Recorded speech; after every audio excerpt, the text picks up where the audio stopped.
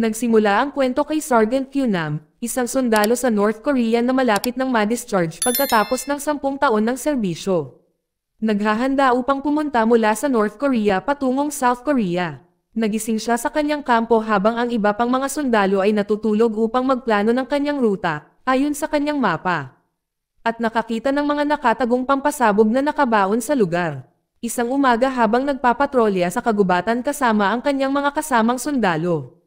Narinig ni Kyunam mula sa isa sa mga sundalo na inaasahang darating ang ulan sa loob ng 2 araw at planong tumakas gamit ang butas na ito. Habang nakaupong mag-isa, habang iniisip ang kanyang pagkabata, si Kyunam ay nag-ambala ni Dong Hyuk, isang mas mababang ranggo na sundalo na nakatuklas na sa kanyang planong pagtakas. Si Dong Hyuk ay nagsabi sa kanya na alam niya ang tungkol sa kanyang mga plano sa pagtakas. At binanggit na gusto rin niyang tumakas upang makita ang kanyang pamilya. Ngunit mariing itinanggi ni Kyunam ang lahat at binalaan siya na huwag isipin ang mga ganoong bagay. Sa kalagitnaan ng gabi si Kyunam at ang iba pang mga sundalo sa kanyang silid ay nagising sa isang alarma at sinabi sa kanila ang tungkol sa isang taong tumakas. Si Kyunam ay niligaw ang iba pang mga sundalo sa ibang paraan, at lumabas para hanapin si Dong Hyuk. Matapos matuklasan na wala na ang kanyang mapa, nahanap niya si Dong Hyuk malapit sa bakod na sinusubukang hanapin ang butas na dati niyang hinukay para sa kanyang sarili. Sinabihan siya ni Kyunam na sumama sa kanya, ngunit determinado si Dong Hyuk na umalis at nakuryente sa bakod matapos subukang maghukay ng isa pang butas. Sinubukan siyang pigilan ni Kyunam, ngunit pinilit siya ni Dong Hyuk na tumutok sa kanya ng baril para hayaan siya. Pinagsabihan niya si Dong Hyuk, ngunit pareho silang naaresto. Sina Kyunam at Dong Hyuk ay nabugbog at hinihiling na ibunyag kung kanino ang mapa. Matapos nabantaan sila para sa isang firing squad, si Dong Hyuk ay nagsisi at binanggit na walang alam si Kyunam dito. Kahit na hindi naniniwala ang kanilang interrogator, nagbago ang lahat nang dumating ang mga ulat na si Major Hyun Sang ay papunta sa kampo upang harapin ang mga bagay na ito. Ang bawat superior na opisyal ay natakot at ang kampo ay nasa mataas na alerto. Dumating si Hyun Sang sa kampo at nakipagkita sa mga opisyal. Sinabi niya sa kanila na umamin si Dong Hyuk at sinubukan ni Kyunam na hulihin ang tumatakas. Pagkatapos ay inutusan ang bawat isa na iulat na si Kyunam ay isang bayani na sinubukang hulihin ang isang takas. Maliban na lang kung gusto nila ang galit ng kanyang mga matataas na opisyal. Maya-maya, natagpuan ni Kyunam ang kanyang sarili na inabandona sa gitna ng kawalan. Matapos makita ang mga opisyal na nagmaneho sa kanya na umalis sa kotse. Nagulat siya nang makita si Hyun Sang na kilala niya mula pagkabata na sumakay sa kotse. Pinagmaniho siya ni Kyunam at ang dalawa ay pinag-usapan ang tungkol sa nakaraan. Sinabi sa kanya ni Hyun Sang ang tungkol sa isang piging na inihanda ng Direktor General at dinala siya ni Kyunam doon. Sa bangkwat si Kyunam ay itinanghal bilang isang bayani sa harap ng lahat ng pinakamataas na miyembro ng hukbo. Nagbigay siya ng magandang talumpati at pinalakpakan siya. Dahil ito ay hindi mapakali si Kyunam at tinawagan si Hyun Sang upang ipaalala sa kanya na gumagabi na. Ngunit nakakagulat na balita ang kanyang narinig, sa halip ay na-promote na siya at na-assign sa dibisyon ng HQ. Si Kyunam ay nabigla nang marinig ito at tinanong siya kung bakit siya na-assign sa isang bagong post. Pagkatapos na siya ay malapit ng ma-discharge. Sinabihan siya ni Hyun Sang na wala na siyang mas magandang gawin sa labas ng militar at kinumpronte siya ni Kyunam tungkol sa kanyang paraan na nagpa siya sa kanyang hinaharap. Si Kyunam ay ngumiti at sinabi kay Hyun Sang na babalik muna siya sa kampo upang magpaalam sa kanyang mga kasamahan. Ngunit hindi niya nakambansi si Hyun Sang at sinabing tanggapin ang katotohanan. At si Kyunam ay parang nakipagtulungan sa official at itinalagang i-escort siya at umupo para punan ang transfer form. Ngunit habang si Hyun Sang ay nag-e-enjoy sa party na nagtatawanan kasama ang mga babae, pinutol ni Kyunam ang kanyang larawang kuha sa seremonya at gumawa ng pekeng ID card ng militar. Noong una ay nagplano siyang tumakas sa pamamagitan ng pagtakbo sa kagubatan. Ngunit matapos makita ang mga sundalo sa isang patrol tower, si Kyunam ay nagpanggap bilang isang inspector at ginagamit ang kanilang mga binocular upang iskan ang lugar, kung saan nakita niya ang gate ng compound at ilang mga sasakyang militar. Pagkatapos na makahanap ng isang kotse na ang pinto nito ay naka-unlock. Si Kyunam ay nagpanggap na driver ng isa sa mga lasing na general papunta sa kanyang sasakyan at dinala siya sa kanyang sasakyan. Lumabas siya ng compound sa pamamagitan ng opisyal na gate. Maya-maya ay nagising ang lasing na general na inabandona sa gitna ng bakanteng field at si Kyun-nam na nagmamaneho pabalik sa base. Ngunit naubusan siya ng gasolina at ilang sasakyang militar ay dumaan sa kanyang harapan. Huminto ang kanyang sasakyan at ganoon din ang mga sasakyan ng militar. Si Kyun-nam ay kinakabahan na kaupo sa loob ng kotse, habang ang mga sasakyang militar ay nagmaneho papunta sa kanyang posisyon. Nagpasya siyang kumilos ng may kumpiyansa at lumabas ng kotse para humingi ng gasolina. Nang humingi sila ng pas, ipinakita niya sa kanila ang pekeng ID at ipinakilala ang sarili gamit ang kanyang bagong pangalan. Nang biglang lumabas ng sasakyan si First Lieutenant Hong at nagsimulang magtanong kung paano niya nakalimutan ang pagpuno ng gasolina ng kanyang sasakyan. Si Kyun-nam ay nakipagtalo sa lahat ng mayroon siya at sa wakas ay hiniling sa kanya ni Hong na sumama sa kanila sa istasyon kung gusto niyang ng gas. Si Kyun-nam na nagsasabi na siya ay nasa isang classified mission mula sa seguridad ng estado at natuklasan na si Dong-hyuk ay nakahold sa istasyon. Sinabi niya kay Hong tungkol sa kanyang misyon na hulihin ang kasabwat at nang pinag-usapan niya ang mapa ay hindi na siya maaaring pagdudahan ni Hong. Pagkatapos dumating sa demilitarized zone police at pumasok sa selda kung saan nakahiga si Dong-hyuk na natatakot at binugbog. Pagkatapos ng pagkikita kay Dong-hyuk, sinisigurong niya na ilalabas niya siya. Si Kyun-nam ay umalis sa station na sinabayan ng mga tauhan ni Hong. Matapos ipilit ng mga opisyal na samahan sila, kahit sinabihan sila ni Kyun-nam mas mabuting mag-isa siya.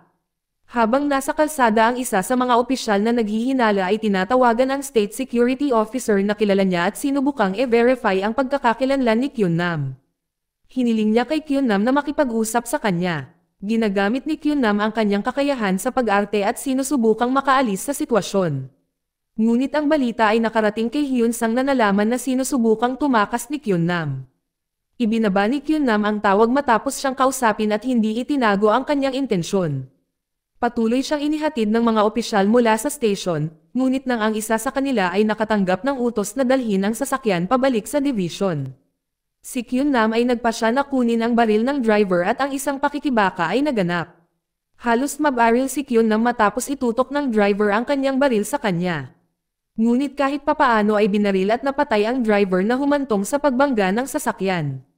Nakaligtas si Kyun-nam sa pagbangga ng kotse at hinayla palabas si Dong-hyuk. Ngunit sila ay pinaulanan ng mga putok mula sa mga tauhan ni Hyun-sang. Dumating sila sa pinangyarihan kasama si Hyun-sang.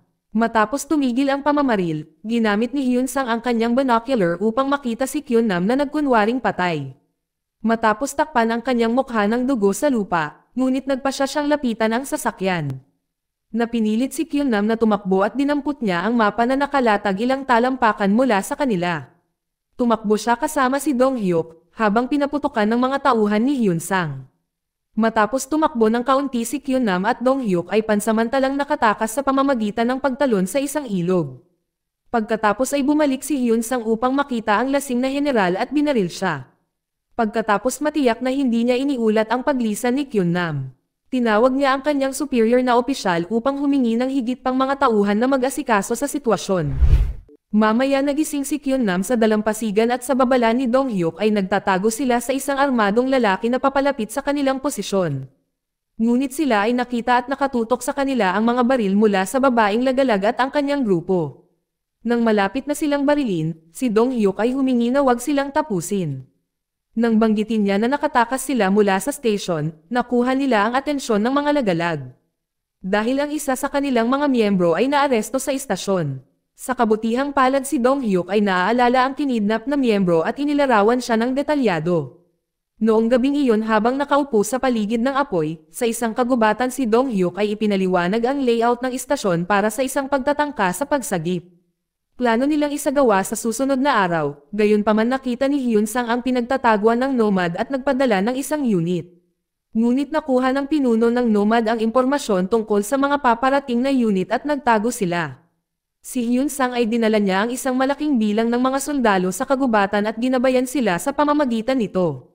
Nang ang isa sa mga bata kasama ng mga Nomad ay tumapak sa isang sanga, narinig ito ng mga sundalo at lumapit sa kanilang posisyon. Ngunit nagpaputok si Kyun-nam ng ilang beses at inilipat ang kanilang atensyon sa kanya kasama si Dong-hyuk. Tumakbo ang dalawa habang pinagbabaril mula sa lahat ng direksyon. At ang isa sa mga bala ay tumama sa binti ni Dong-hyuk. Bumalik si Kyun-nam para tulungan siya, ngunit hindi na sila nakalayo. Dahil napapaligiran sila sa lahat ng direksyon. Nang biglang sumulpat ang mga babaeng nomad at nagsimulang barilin ang mga sundalo at pilit na inilihis ang atensyon sa kanila. Sa kabila ng utos ni Hyun Sang, si Kyun Nam at Dong Hyuk ay ginamit ang pagkakataon na tumakas. Pagkaraan ng ilang sandali ay bumalik ang mga sundalo na walang dala. Dahil dito nagalit si Hang Sang at binugbog ang kanilang pinuno dahil sa pagsuwi sa kanyang utos. Sina Kyun Nam at Dong Hyuk naman ay nakarating sa base camp. Pagkatapos ng mahabang masakit na paglalakad ay sumama sila sa dalawang sundalo sa pagsasanay at nagmarcha kasama nila. Ngunit dumating si Hyun Sang sa kampo at gumawa ng talumpati tungkol sa paghuli sa dalawang takas. At nag-aalok upang ipagkaloob ang isang titulo ng bayani sa makakahanap sa kanila. Si Kyun Nam at Dong Hyuk na tumakas ayon sa plano, ngunit nakita sila ng isa sa mga opisyal. Nang nabigo na tumalon si Kyun Nam at gumawa ng ingay sa mess hall. Nang subukan ng mga sundalo na pumasok sa may barikada sa entrance. Si Kyun Nam ay binuhusan ng gasolina ang pinto at sinindihan kaagad nang makapasok sila para makatakas. Halos makalabas ang dalawa pero binaril si Dong Hyuk mula sa likod ni Hyun Sang na gumagamit ng sniper. Ngunit kahit papaano ay tinulungan siya ni Kyun Nam na makatakas gamit ang butas. Ngunit tila sumuko si Dong Hyuk sa lahat ng ito at binigay niya kay Kyun Nam ang kwentes at hiniling na ibigay ito sa kanyang kapatid. Pagkatapos ay tinamaan siya ng bala sa ikalawang pagkakataon at hindi na nakaligtas. Sa pagkakataong ito ay babarilan na rin ni Hyun Sang si Kyun Nam, ngunit si Kyun Nam ay binaril ang ilaw at tumakbo sa field. Patuloy niyang binaril ang iba pang mga ilaw at nahihirapan si Hyun Sang na makita si Kyun Nam. Nakakuha si Hyun Sang ng malinis na shot, ngunit naubusan ng bala ang kanyang baril. Ginagamit ni Kyun Nam ang kanyang radyo para gabayan ang kanyang sarili palabas ng field. Pagkatapos ay matapang siyang nagpasyang tumakbo sa mga minefield. Habang si Hyun Sang ay nagpaputok kasama ng kanyang mga tauhan mula sa kanyang likuran ni Kyun Nam. Dumadaan siya sa mga minefield nang hindi sumasabog at pagkatapos lumangoy sa isang latian na puno ng putik. Si Kyun Nam umabot sa demarcation line ng militar ng South Korea. Ngunit hindi sinasadyang natapakan niya ang isang landmine at nang tatawagan na sana niya ang mga sundalo ng South Korea. Tinutukan siya ng baril ni Hyun Sang sa kanyang ulo mula sa likod.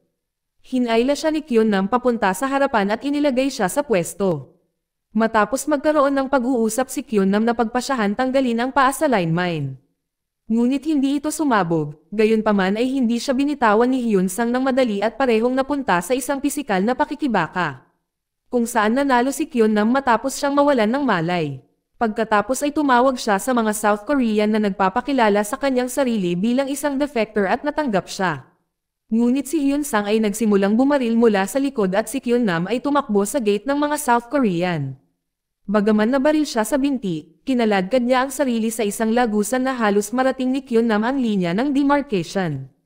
Ngunit nabaril siya sa likod bago pa siya makalagpas. Lumapit si Hyun Sang at tinutukan siya ng baril ngunit hindi niya magawang tapusin. Si Kyun Nam na sinusubukan ang lahat upang mahawakan ang linya. Naglalakad pabalik si Hyun Sang sa mga lagusan, habang ang mga sundalo ng South Korea ay lumalapit kay Kyun Nam at dinala siya. Pagkaraan ng ilang oras si Hyun Sang ay nakita sa isang silid-aralan at tinitingnan ang libro ng pagkabata ni Kyun Nam. At sa isang lugar sa South Korea naghahanda si Kyun Nam na magsulat ng isang panukala sa paglalakbay. Pagkatapos ay binisita niya ang ina ni Dong Hyuk at ibinigay sa kanya ang kwintas tulad ng ipinangako niya. Ngunit piniling huwag sabihin sa kanya ang tungkol sa pagkamatay ng kanyang anak. Sa huli si Kyun Nam ay nakatayo sa isang tulay na nakikinig sa isang programa sa radyo at masayang naglakad palayo. Matapos makatanggap ng mensahe tungkol sa pag-aproba ng kanyang panukala. Dito nagtatapos ang kwento. Salamat sa panonood kaibigan.